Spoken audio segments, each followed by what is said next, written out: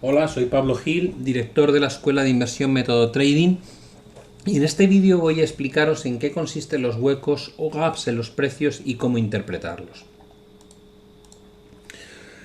Este concepto de gaps o huecos en los precios se produce cuando hay un salto en la cotización y no tiene lugar ningún tipo de transacción a determinados precios. Lo más usual es que esto ocurra a raíz de noticias no previstas por los inversores del mercado, lo cual genera mucha presión compradora o vendedora en poco tiempo. Pueden producirse durante la sesión, pero lo más habitual es que encontremos este tipo de huecos entre el cierre de una sesión y la apertura de la siguiente. El aspecto que muestra gráficamente es un espacio entre la vela del día anterior y la vela siguiente. Lo que buscamos es que desde los máximos de esta vela a la apertura o los mínimos de la vela siguiente no haya ningún tipo de transacción registrada.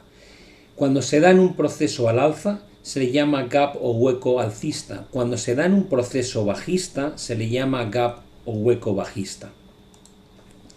A veces nos encontramos con gaps o huecos que no son muy relevantes y se producen por otras circunstancias. Se les suelen llamar o denominar gaps o huecos comunes. ¿Y cuáles son las principales razones por las cuales se dan este tipo de huecos? A veces por el pago de los dividendos de las compañías. Cuando una empresa retribuye a los accionistas con un dividendo, supongamos que es del 3%, lo normal es que la cotización de la acción baje ese día un porcentaje muy similar a ese 3% de prima pagado. También ocurren estos gaps en los rollovers, cuando tratamos con contratos de futuros o CFDs. Pensad que cuando un instrumento en el que estamos realizando nuestros gráficos para ver la evolución de los precios tiene una duración concreta, como ocurre con los futuros, normalmente se trata de instrumentos cuyo vencimiento es de 1 a 3 meses. En el momento en que dicho contrato de futuros vence, se produce un cambio de la posición al siguiente contrato activo. El paso de un contrato al siguiente se denomina rollover, pero con frecuencia el siguiente contrato al que nos vamos a mover cotiza por encima o por debajo de aquel que vence, y eso produce la aparición de un gap o un hueco en el precio. También se dan los casos en los que activos que son muy poco líquidos, donde el número de transacciones u operaciones que se realizan durante la sesión es tremendamente baja, genera que aparezcan gaps con mucha facilidad, pero no son demasiado relevantes para nuestro análisis. ¿Qué aspecto muestra un gap en un índice? Por ejemplo, en el Russell 2000, índice de pequeñas compañías americanas en espacio temporal diario. Se da cuando el movimiento del precio está siendo agresivo, como en este caso, y de repente entre el mínimo de la vela anterior y la apertura o alto de la vela siguiente hay un salto. Como podéis ver, hay una franja de precios donde no se produce ningún tipo de transacción. Esto es un hueco bajista que viene formado por la gran presión vendedora que hay antes y que continúa después. Por el contrario, aquí tenemos un hueco alcista. Después de este desplome del mercado se produce una vela tipo martillo, luego una vela impulsiva al alza y a continuación el mercado salta una serie de puntos en la escala de precios antes de comenzar a cotizar de nuevo. Esto es un hueco alcista que nos alerta de que lo que venía ocurriendo en el precio antes de ese hueco va a continuar pasando más adelante. ¿Qué significa rellenar un gap o un hueco? Es un concepto que muchas veces escuchamos o leemos. El mercado tiene que rellenar un gap o tiene que rellenar un hueco. Hablamos de rellenar un hueco cuando el precio, después de generar el gap, como veis aquí, se produce un salto donde no hay cotizaciones o transacciones en estos niveles, se extiende el precio y después se da una corrección que acaba apoyándose en la parte inferior del gap. A este evento, a este movimiento para buscar el apoyo dentro del gap se le llama rellenar el gap, y es algo bastante habitual y que si no rompe, si no cae más allá de este punto, suele ser una señal positiva de que se reanuda la tendencia.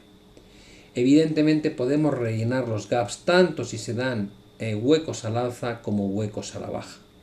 Pero ¿qué ocurre si no solamente rellenamos el hueco, sino que el precio continúa avanzando en la dirección contraria a donde ha surgido el gap?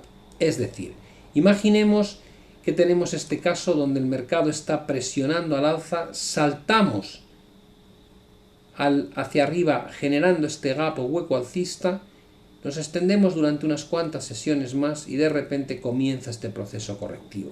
Inicialmente lo razonable es pensar que el precio se va a detener aquí. Pero ¿qué ocurre si no pasa eso? ¿Qué ocurre si el precio perfora la baja? Bueno, tengamos en cuenta que la aparición de un gap al alza es a priori una muestra de gran fortaleza. ¿De acuerdo? Por tanto, si luego el mercado no es capaz de respetar esta zona rebotando hacia arriba, sino que continúa la presión bajista, evidentemente nos está indicando que algo no anda bien, que donde estábamos leyendo una señal de fortaleza realmente no está siendo así. Por el contrario, si el gap que se rellena y continúa el precio es un gap a la baja, tenemos una situación de gran presión vendedora, aparece este hueco, continúa la presión y cuando surge el rebote, nuestro concepto más lógico es que aquí se va a detener el movimiento de recuperación para seguir bajando. Pero si detectamos que los precios continúan avanzando y superan la parte superior de ese gap o hueco bajista, hay que interpretarlo como una señal claramente positiva y que por tanto hemos interpretado erróneamente nuestro significado de este gap. ¿Cómo lo gestionamos cuando nos equivocamos porque estamos comprando aquí y de repente se vuelve el mercado en nuestra contra, o estamos vendiendo aquí y el mercado se vuelve en nuestra contra? ¿De qué manera podemos gestionar esto? Bueno, pues parece un tema bastante sencillo. Podemos simple y llanamente comprar los gaps al alza en la vela en la que se consolidan dichos gaps y poner stops por debajo de la parte inferior del hueco alcista en previsión por si acaso los precios no hacen esto y suben, sino que una vez llegados aquí continúan bajando. Por tanto, asumiría una pequeña pérdida, pero una pérdida al fin y al cabo controlada. Si lo que estoy haciendo es utilizar el gap a la baja para vender, estaría estableciendo mi estrategia de venta en el momento en que tengo la vela que confirma este gap y tendría que situar los stops por encima de la línea superior del gap bajista a fin de que si se invierte la señal, cierre lo antes posible y con la menor pérdida posible la estrategia fallida. Esto nos lleva a hablar de cuáles son los tipos de gap que podemos encontrar. El primero lo hemos mencionado, el gap común o hueco común basado en pago de dividendos, en acciones ilíquidas, en rollovers de contratos de futuros a CFDs, pero los que más nos interesan realmente son estos tres: el gap o hueco de ruptura, el gap o hueco de continuación y el gap o hueco de agotamiento. El de ruptura se suele producir cuando el precio sale de un rango lateral o área de congestión. El mercado lleva mucho tiempo sin conseguir superar determinadas resistencias o soportes y hay un momento dado en que se da la ruptura de dicho nivel con un gap. Este tipo de situaciones suele ir acompañado de una gran actividad o volumen y este tipo de huecos no se suele rellenar a corto plazo, tarda mucho en rellenarse. Luego está el gap o hueco de continuación. Se trata de un incremento fuerte de la presión por parte de compradores y vendedores que, como persiguen el precio sin descanso, hay un momento en que se produce una parte de no operaciones dentro de una franja de precios, producto de la extrema presión que sufre el mercado por parte de uno o el otro grupo de inversores. Tampoco suelen rellenarse a corto plazo. Luego tenemos el gap o hueco de agotamiento. Inicialmente no sabemos que estamos ante este tipo de gap, es una señal de capitulación, es decir, suele aparecer al final de las grandes tendencias alcistas o bajistas. pero podemos identificarlo con relativa rapidez porque tiende a rellenarse el gap muy rápidamente y eso nos permite identificarlo y usarlo en la estrategia correcta. Vamos a ver qué aspecto tiene cada uno. El gap o hueco de rotura se produce, como hemos dicho antes, cuando salimos de un rango de consolidación lateral. Este rango estaba formando una estructura triangular y, como podéis apreciar, la salida por encima genera este pequeño hueco con una vela muy impulsiva y una actividad especialmente fuerte en el volumen. Este es el ejemplo de hueco de ruptura, que como veis no se rellena a corto plazo para seguir subiendo. El segundo ejemplo es el hueco de continuación. Estamos ante una presión vendedora muy fuerte que en un momento dado genera que se desplome el precio sin ni siquiera que se produzcan transacciones a estos niveles, sino que la siguiente transacción comienza a producirse aquí, dejando todo este hueco como muestra de la presión de los vendedores. Tampoco se rellena a corto plazo, como veis, no hay ningún movimiento de vuelta, sino que continúa la presión a la baja y este tipo de actividades suele ir acompañada de mucho volumen. Y por último tenemos el gap o hueco de agotamiento. Inicialmente podemos entender que este salto de esta vela al doji, de la vela roja grande a esta vela que es un doji, que parece una cruz, es un gap de continuación y podríamos interpretar esto como que el mercado va a seguir bajando. ¿Cuándo sabemos que nos hemos equivocado en nuestra lectura?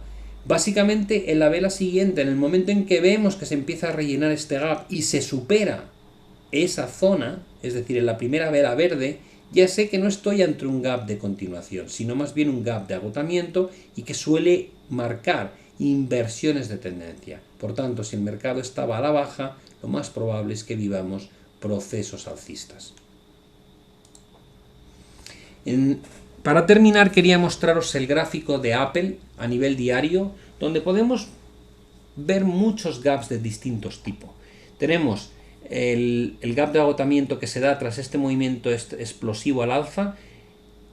Arranca el mercado con mucha fuerza, generando un hueco en el lado izquierdo y acto seguido, como podéis apreciar, lo que se da es un gap a la baja. Es decir, primero un salto hacia arriba y luego un salto hacia abajo. Esto genera una estructura gráfica que denominamos Island Reversal o estrella del atardecer. Y es una señal tremendamente negativa. En el caso de este gap, como veis, lo he marcado para que entendáis el concepto de rellenar el gap. Se produce el salto hacia abajo, el mercado cae, pero luego hay un pullback, un movimiento de vuelta, que como veis lo que viene es a cerrar o rellenar dicho gap. En varias ocasiones se acerca aquí, pero nunca supera esta zona y luego se restaura la tendencia a la baja en favor de cómo ha surgido el gap. Aquí tendríamos un gap de agotamiento. Después de un desplome brutal de Apple, se produce este gap a la baja, pero no hay continuidad. Como veis, tras el gap, básicamente el mercado no hace nada y de repente comienza a rellenarse el gap hacia arriba, lo cual es un preaviso de este rebote que llega más adelante. Y aquí tenemos dos pequeños gaps de ruptura, saliendo de una formación triangular el primero y saliendo de un rango de consolidación lateral el segundo, que marcan continuidad al alza. Por último, tenemos el ejemplo del gap de continuación. Tras el rechazo de la directriz bajista de Apple, comienza un proceso virulento de ventas que en un momento dado se acelera notablemente, generando este hueco inmenso de prácticamente 5 figuras en el precio de Apple, que da continuidad a la caída que se estaba experimentando anteriormente. Espero que sigáis viendo los próximos vídeos que aparecerán próximamente en esta sección. Os deseo muchísima suerte con vuestro aprendizaje y, por supuesto, os agradezco la confianza que habéis depositado en nosotros.